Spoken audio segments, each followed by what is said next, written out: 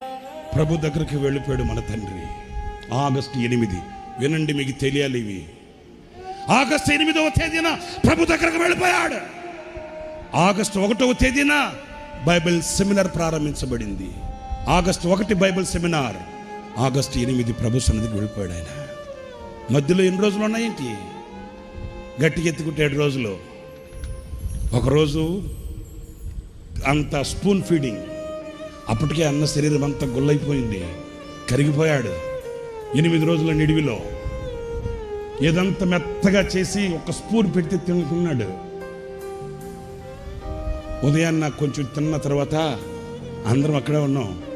పీల్చి అంటాడు, నన్ను బైబిల్ సెమినార్కి తీసుకుని వెళ్ళరా, నేను వాక్యం చెప్పాలి కదా. చూసారా, ఉన్నారండి పనివారు. ఎలాంటి పనివాడు కావాలి? సేవలో సేనలో పని చేసే పనివాడు కావాలి. నా పిల్లల దగ్గరికి తీసుకుని వెళ్ళరా. విసలన్న అన్నాడు, అన్న ఇన్ఫెక్షన్స్ ఉంటాయి, మీరు బాగైన తర్వాత వెళ్తారు కదా, 4 రోజుల తర్వాత మీరు క్లాస్కి వెళ్తురు అన్నా. అట్లా అంటే 2 కళ్ళల్లో నీళ్లు కార్చాడు. 2 కళ్ళల్లో నీళ్లు కార్చి, రే నా పిల్లల్ని నేను చూసుకోకూడదా? నా పిల్లల్ని నేను చూడాలిరా,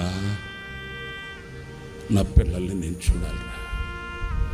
ఆయన కళ్ళల్లో నీళ్లు చూడగానే ఏం చేయాలో అర్థం కాక ఆయన మంచాన్ని అట్లాగే బయటకు పట్టుకొచ్చేసి బైబిల్ సెమినార్కి తీసుకెళ్ళి, ఆ బైబిల్ సెమినార్ పిల్లలకి కనబడేటట్లు మంచాన్ని ఇట్లా ఏటవాళ్ళుగా పెడితే మైక్ కూడా పట్టుకోలేని పరిస్థితుల్లో మేము ఒకరు మైక్ చేతి దగ్గర పట్టుకుంటే మరణమనే మంచం మీద పడుకొని కూడా తన బిడ్డల్ని కళ్ళారా చూసుకొని 30 గంట వాక్యం చెప్పాడు వాళ్ళకి.